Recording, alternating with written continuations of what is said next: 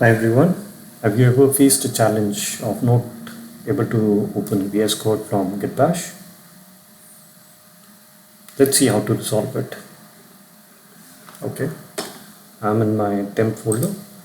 I right click, I click open Git Bash here. It's opening. We say code space not, and we are getting an error 11:55. Now, how to resolve this error? Okay, what we need to do is we need to make changes to a file in a particular directory. Let's go to C drive. Then we have users, your username, and then we go to app data folder, then local, then we have the program folder, then we have the Microsoft VS Code folder, then we go to bin folder, and here is the file code. Now if we open this,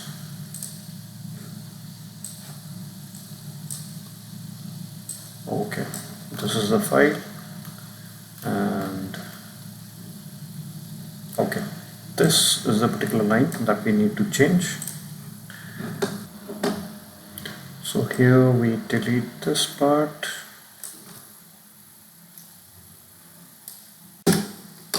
and we replace it with this $VS Code underscore path slash resources slash app slash out slash CLI.js. That is it. We save it. We close this file. Now again, we go back to Git Bash and we say code dot.